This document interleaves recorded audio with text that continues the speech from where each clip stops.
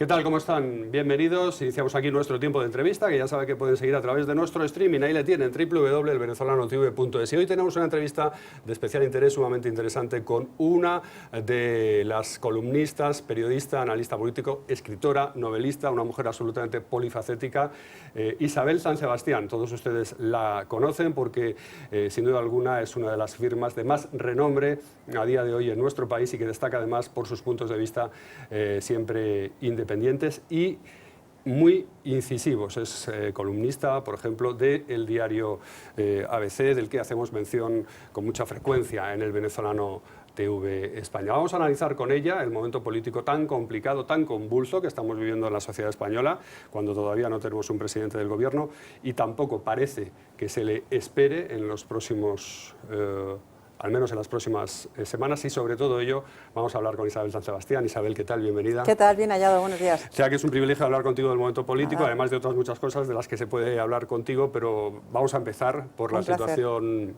tan complicada que estamos viviendo. Dicen que esta semana va a ser decisiva para saber si por lo menos hay que evitar o se pueden evitar las elecciones repetidas. ¿Tú cómo lo ves? Yo la palabra decisiva y la palabra histórica y tal está tan manido, ¿no? Que es que no me la creo.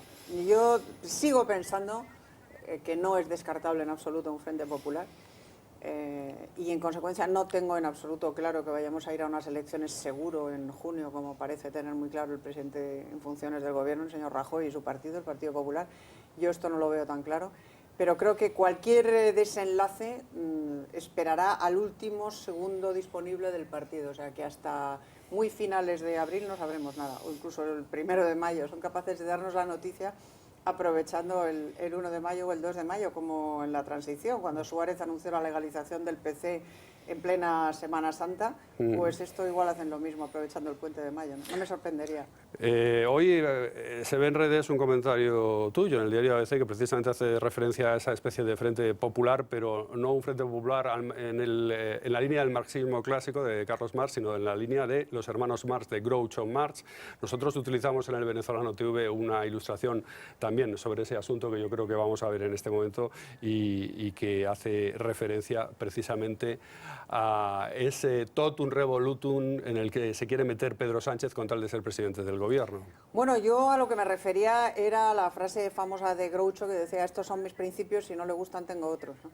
Y bueno, pues esto es lo que parece que ahí veo que sacáis al camarote. Es una escena maravillosa, gloriosa no me acuerdo qué película de los Marx es El Camarote, pero en fin. Es El Camarote, sí. Sí, pero hay una película que no me acuerdo cómo... el título genérico no me acuerdo, pero la escena sí, es la pasó escena del a la camarote. historia por la escena. Yo me refería a la frase esa: estos son mis principios, si no le gustan tengo otros. Sánchez evidentemente expuso unos principios en el acuerdo que firmó con Ciudadanos que no les sirven para pactar con Podemos. Si tiene que cambiarlos para pactar con Podemos y eventualmente con los separatistas catalanes y vascos, lo hará. Yo es que no tengo absolutamente ninguna duda. Si no lo ha hecho hasta ahora es porque necesitaba consolidar su posición en el Partido Socialista, ¿no? En el seno de su partido. Pero ¿cómo puede influir, Isabel, en todo esto lo que llaman tradicionalmente el alma españolista del PSOE? Por ejemplo, José Bono este fin de semana en La Sexta hablaba de que no se puede pactar con independentistas a cambio de un referéndum, que eso es intolerable para el Partido Socialista, o incluso la lideresa andaluza Susana Díez. ¿Cómo puede influir este alma españolista del PSOE? ¿Cómo puede frenar, si es que puede frenar, ese pacto al que tú aludes de Pedro Sánchez? La única forma que tendría... Yo de lo que diga Bono me fío lo justo, tirando a menos, porque hoy dice una cosa, mañana la contraria. Bono sí que es marxista en el sentido de Groucho, pero vamos, a fondo. En cuanto a Susana Díez, tendría una forma muy sencilla de impedir esto, que es anunciar que sus 20 diputados andaluces votarán en contra de cualquier gobierno respaldado por Podemos o del que forme parte de Podemos. Pero como eso no lo va a hacer, porque no está en la cultura del partido, porque el Partido Socialista, al igual que el Partido Popular, son formaciones de poder, y al igual que Podemos, son formaciones de poder. Son formaciones en las cuales los principios desempeñan un papel muy secundario con respecto al objetivo primero, que es la consecución o conservación del poder. Y si hay que pactar con el diablo para tener poder, pues se pacta y luego ya se explicará, ¿no? Ya no se buscarán la forma de contarnos alguna milonga, ¿no? Esto en España en los últimos años, bastantes años, estamos muy acostumbrados, ¿no? A que se nos diga una cosa y se haga la contraria, entre otras razones porque somos una ciudadanía, un pueblo extremadamente tolerante con la mentira. ¿Y las encuestas cómo le pueden influir a Podemos? Por ejemplo, hoy aparece una en el diario El Mundo, yo creo que tenemos la portada también de la encuesta del diario El Mundo, según la cual, si hubiera elecciones ahora en junio, el PP sí que obtendría un resultado suficiente juntándose con Ciudadanos, incluso una mayoría absoluta amplia. Bueno, eso asumiendo que Ciudadanos se juntara con el PP, claro, está por ver, con el PP de Rajoy. Y esta encuesta del Mundo, tanto esta como la que aparecía ayer en El País de Metroscopia, señalan un hundimiento, al menos una bajada considerable, de Podemos. Los podemitas se mueven mucho por estudios demoscópicos. ¿Esto puede influir a la hora de que ellos pacten? Es decir, no vamos a ir a elecciones porque si vamos nos hundimos. ¿Sabes qué pasa? Que yo creo que los podemitas no se creen las encuestas. Yo tampoco me las creo, entre otras razones porque las que se hicieron antes de las elecciones del 20 de diciembre fallaron más que una escopeta de feria. Esas encuestas auguraban un resultado para Ciudadanos mucho mejor del que luego obtuvo, salvo los 3 últimos días de campaña en los que empezó a caer Ciudadanos y empezó a subir Podemos, y auguraban a Podemos un resultado mucho peor del que luego tuvo, porque subió como un tiro en los últimos días de campaña. De modo que yo creo que los podemitas no confían mucho en las encuestas. Ellos tienen algunas balas en la recámara, como por ejemplo un pacto con Izquierda Unida, que produciría un efecto multiplicador con arreglo a la ley D'Hondt. De modo que yo las encuestas las pondría un poco al margen, no creo que influyan mucho. Hombre, ellos van a intentar gobernar, ellos van a intentar aprovechar esta ocasión, de eso yo estoy seguro. Tanto Podemos como Sánchez van a intentar por todos los medios aprovechar esta ocasión. Y yo ya te digo que no descarto en absoluto que lleguen a un Frente Popular clásico con el apoyo de los nacionalistas, ya sea yéndose al cuarto de baño o a la cafetería a tomarse un copazo o absteniéndose o no sé cómo, pero vamos, y votando a favor el PNV, cosa que tienen absolutamente garantizada, ¿no? De modo que yo esto no lo descarto, y hasta el último minuto disponible no lo descartaré. Si vamos a elecciones, yo anticipo que el resultado va a ser muy parecido al actual, muy parecido. No creo que se vaya a mover mucho de lo que estamos, con lo cual habremos perdido mucho tiempo, habremos perdido mucho dinero, y estos dirigentes políticos, con alguna honrosa excepción, estarán para jubilarse. Pero vamos, para jubilarse y sin derecho a pensión, desde mi punto de vista. Isabel, algunos análisis incluso apuntan a que al final Podemos se ve tan mal que va incluso a permitir que gobierne el PSOE con Ciudadanos mediante una abstención. Esto lo he oído recientemente integrantes del Partido Socialista, que esa es su confianza final, ¿no? Yo creo que esto se llama, en inglés se denomina wishful thinking y en español voluntarismo.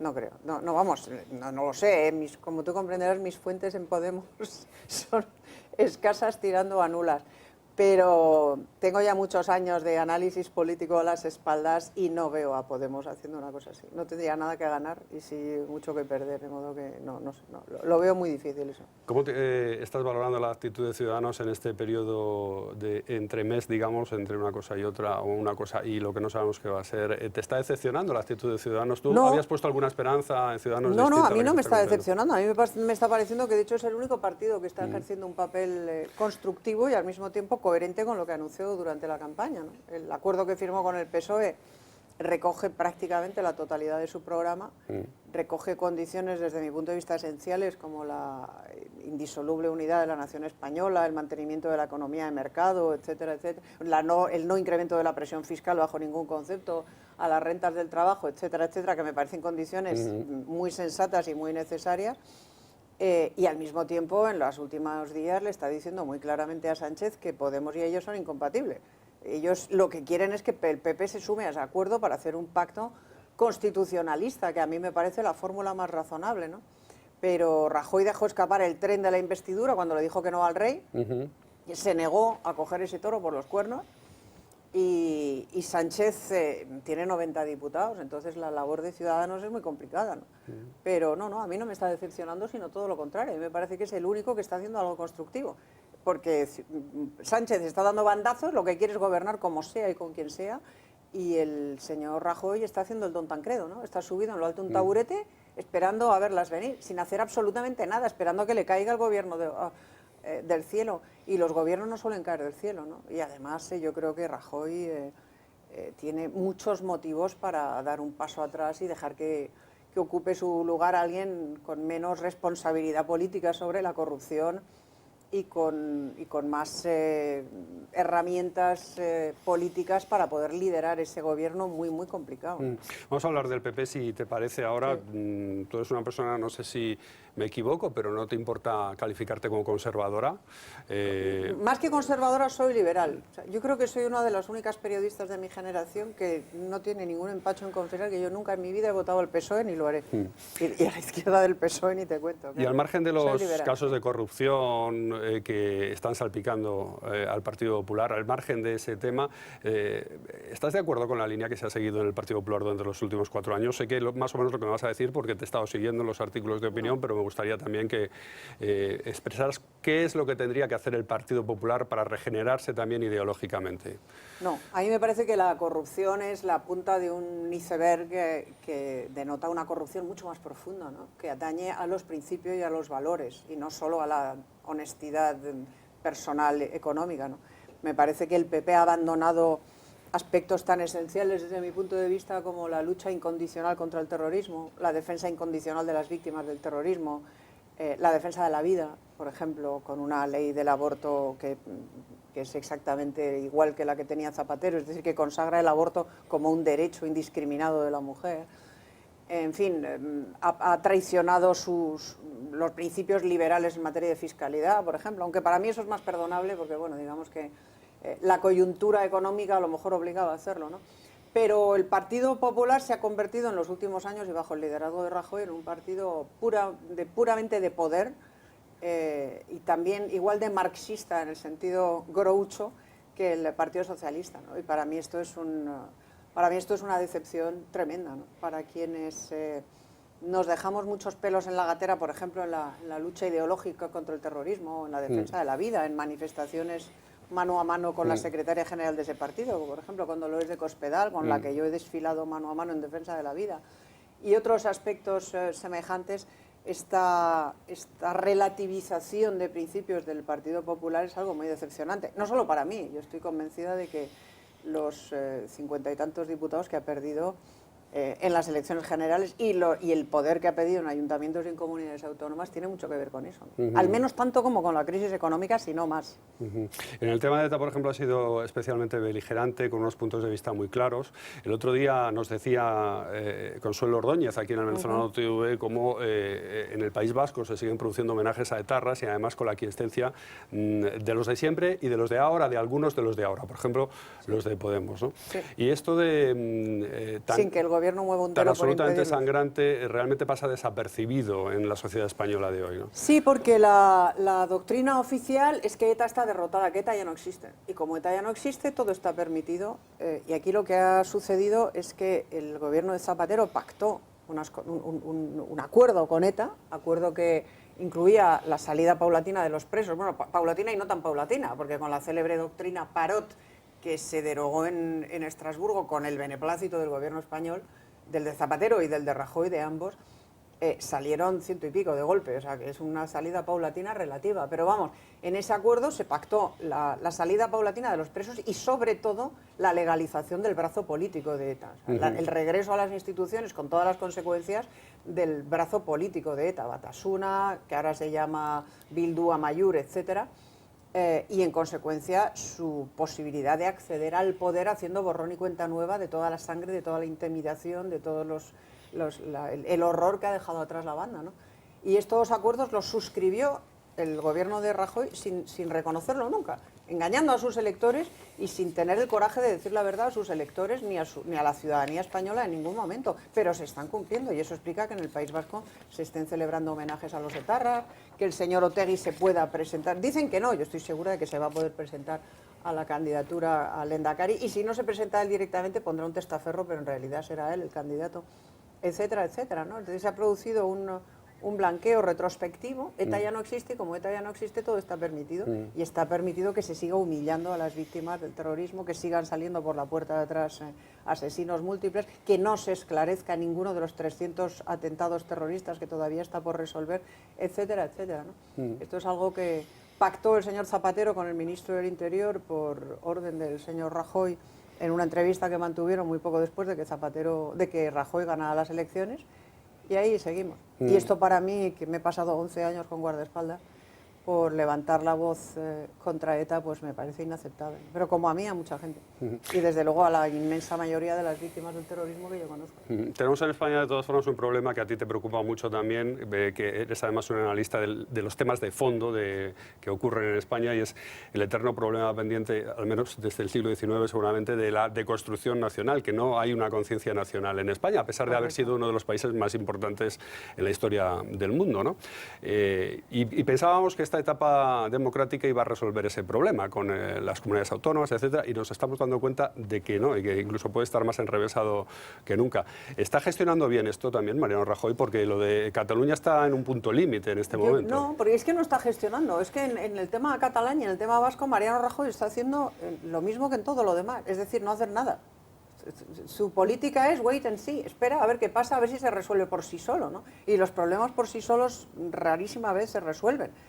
Entonces, efectivamente, se ha desaprovechado una oportunidad histórica en esta etapa democrática, con todos los gobiernos, pero con algunos más que otros, y desde luego con el de Zapatero y el de Rajoy más que con los anteriores, para trabajar en el campo ideológico y en el campo político, ¿no? Es decir, para utilizar las herramientas de comunicación, Televisión Española, Radio Nacional, en fin, todos los instrumentos, la educación, por supuesto, todos los instrumentos que un Estado tiene en su mano para explicar a la ciudadanía catalana y a la ciudadanía vasca la verdad histórica y la verdad económica y la verdad política, ¿no? Es decir, para contrarrestar el mensaje desintegrador constante del nacionalismo. Y no solo no se ha hecho eso, sino que encima se ha alimentado generosísimamente con dinero al nacionalismo para que siguiera con su campaña de manipulación y de tergiversación histórica. Y esto ha llegado a un punto que tiene muy difícil vuelta atrás, ¿no? Esa es otra de las traiciones históricas de Rajoy a sus votantes y a su programa. No ha hecho nada en Cataluña, absolutamente nada, y sigue sin hacer nada. Más que poner miles de millones de euros procedentes de los impuestos de todos los españoles se debería a disposición. cortar si no se está utilizando de una forma Hombre, leal con el Estado. Yo creo que hace mucho tiempo que el Estado español tendría que haber intervenido Cataluña. Por supuesto que hay que pagar... Haber aplicado el 155 en Hombre, algún claro. momento. Bueno, no sé, yo no soy jurista, no sé exactamente cuál es la herramienta, pero me parece que es de cajón que cuando un gobierno autonómico está incrementando el déficit, o sea, está gastando muy por encima de sus posibilidades en construir un Estado independiente, lo que constituye un auténtico golpe de Estado a la legalidad constitucional y democrática española, lo que tú tienes que hacer es cortar el dinero y garantizar que eres tú, desde Madrid, desde el Gobierno de la Nación, el que paga a los hospitales, a los farmacéuticos, a los funcionarios, a los profesores, a todo el mundo, o sea, que nadie deja de cobrar y que nada deja de funcionar en Cataluña, pero que ese dinero no se gasta en construcción nacional, ¿no? Es decir, en perpetrar un golpe de Estado.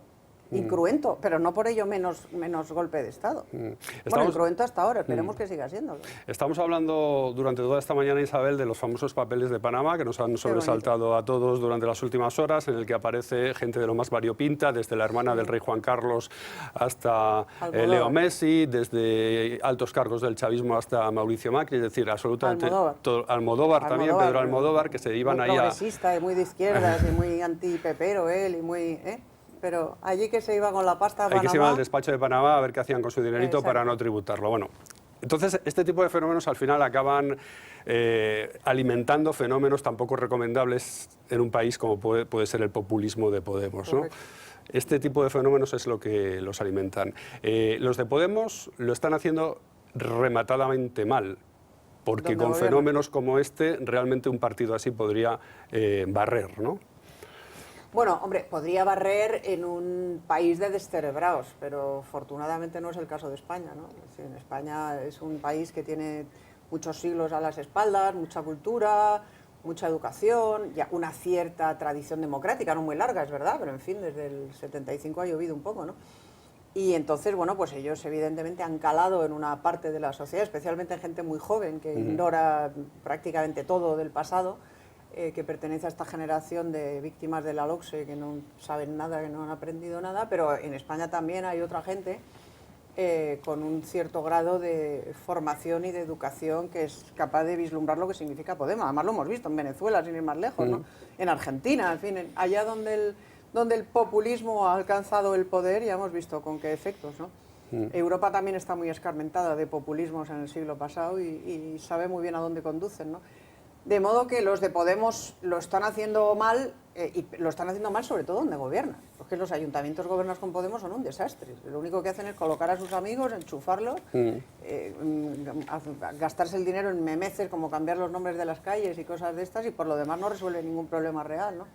Lo están Esto de cambiar mal. el nombre de las calles es estar siempre a vueltas con lo que ellos llaman la memoria histórica, olvidando que cada persona tiene su propia memoria y no hay ninguna memoria. Esto, este ansia revanchista es el que realmente envenena del todo a la izquierda española, que sigue todavía con la guerra civil a cuestas. Es que esto es muy vendible esto, ¿no? Esto es como las cadenas de televisión que hablan de la corrupción, pero solo hablan de la corrupción del PP, ¿no? Las demás no existen, solo existe la del PP.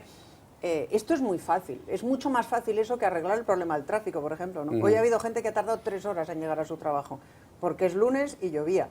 Y un ayuntamiento como el de Madrid tiene que tomar medidas para impedir que, porque sea lunes y llueva, la gente tarde 3 horas en llegar a su trabajo. Es decir, eso es lo que hay que arreglar. Que las calles estén limpias y no putrefactas como están ahora, etcétera, etcétera. Esos son los problemas reales. Que una calle se llame de una forma o de otra es algo que a lo mejor afecta a un número reducidísimo de personas que tienen algún tipo de agravio con ese nombre. A la inmensa mayoría de los demás nos importa un pito cómo se llame una calle. Nos da exactamente igual, ¿no? Entonces, bueno, pues esto se llama demagogia y es fácil de hacer y no cuesta dinero, o poco dinero, y no cuesta sobre todo mucho esfuerzo de caletre, ¿no? Esto es muy sencillo. Lo otro es lo que es complicado. Nosotros hablamos mucho de Podemos en el Venezolano TV, Isabel, por las vinculaciones lógicas que tiene con el chavismo en Venezuela. Pero hay gente en España que observamos que no ve esa vinculación, que dicen, no, pero Pablo Iglesias no tiene nada que ver con Hugo Chávez. Ves imágenes de Hugo Chávez en el año 98, en la época anterior a entrar al poder, y era incluso más moderado, o sea, era más moderado que Pablo Iglesias. Sí. Entonces, ¿cómo hacerle ver a la gente que Podemos va exactamente al mismo puerto donde llevó Venezuela el chavismo?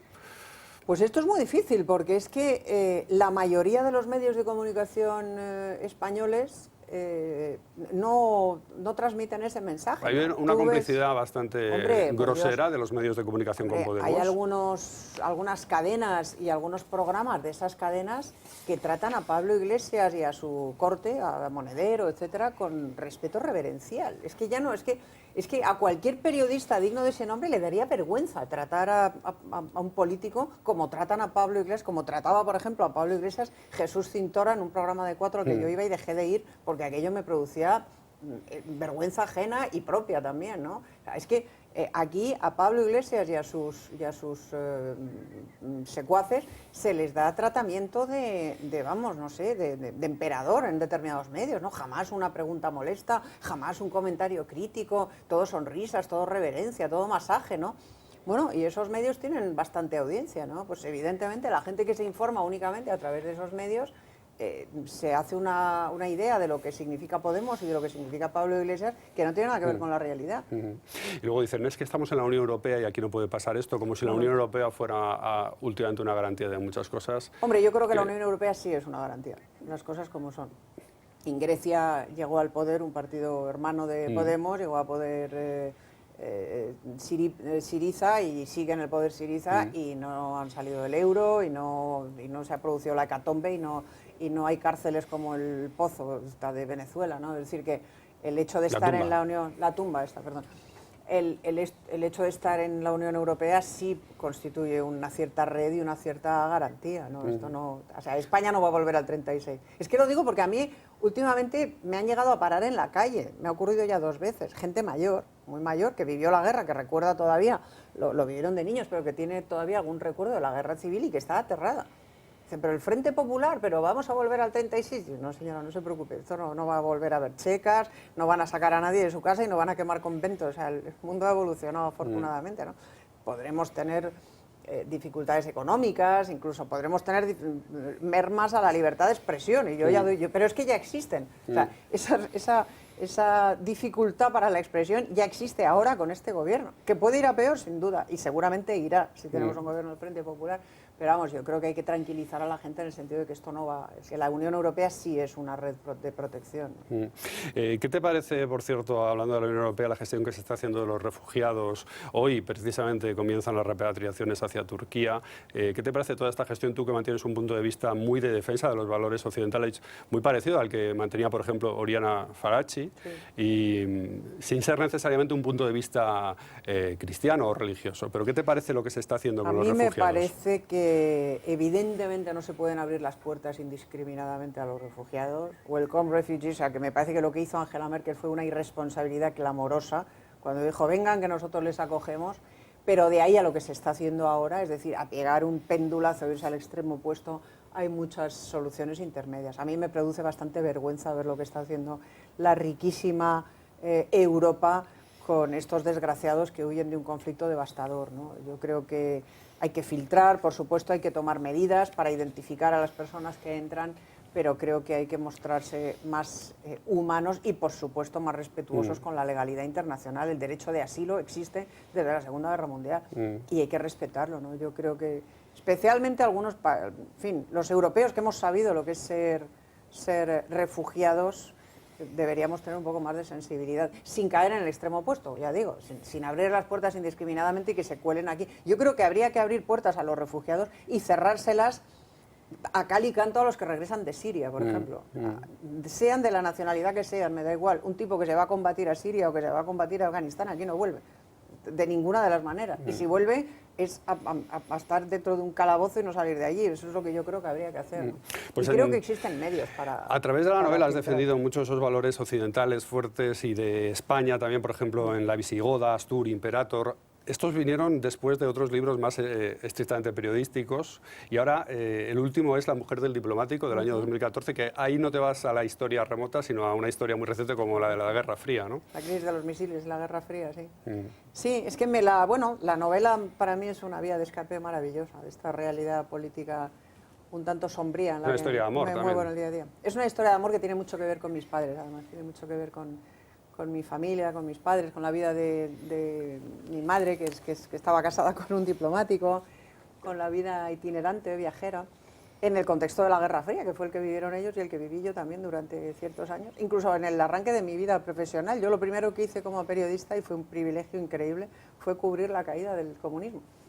La caída del comunismo en todos los países del este, ¿no? Desde Alemania hasta Bulgaria, Hungría, las repúblicas bálticas, y aquello fue una verdadera gozada. Y aunque solo fuera por relacionarlo con lo anterior, estudié mucho y analicé mucho la Guerra Fría, ¿no? Y la crisis de los misiles, ahora que se están restableciendo relaciones entre Cuba y Estados Unidos, hay gente que no sabe por qué se rompieron, ¿no? Que se lo atribuyen, sobre todo gente de esta de Podemos y gente joven, que se piensa que es que los americanos tienen cuernos y rabo y por pura maldad bloquean a estos pobres cubanos inocentes e indefensos. Bueno, pues no, las cosas son un poco más complicadas y en esta novela lo cuento. Y ahora estoy preparando la siguiente y es una gozada escribir. Es una novela histórica también. Es una novela en parte histórica también, sí, de ficción también, pero en parte histórica, que habla de la relación de España con los judíos y con los nazis en los años siguientes a la guerra, con ambos. España salvó judíos en aquella época, España salvó el gobierno español. y también salvó nazis. Ambas cosas. Ambas cosas. La historia nunca es blanca ni negra, es complicada y a mí me encanta arrojar luz sobre episodios muy desconocidos. Mis novelas sobre la Reconquista, por ejemplo, intentan hacer eso. Y yo estoy muy orgullosa de la Reconquista. Yo no creo que fuera, como dijo una vez Cebrián, una empresa insidiosa, sino todo lo contrario. Creo que gracias a la Reconquista hoy formamos parte de Europa Occidental y del mundo libre y democrático y estoy muy agradecida a don Pelayo y a todos los que vinieron después, ¿no?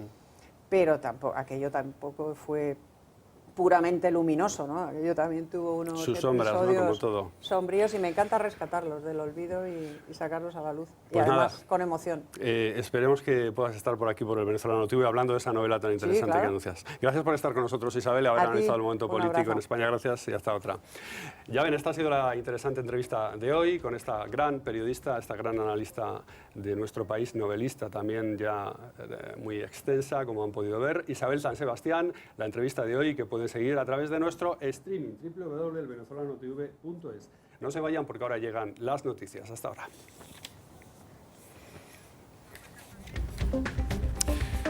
Genial la entrevista, me ha encantado. Media.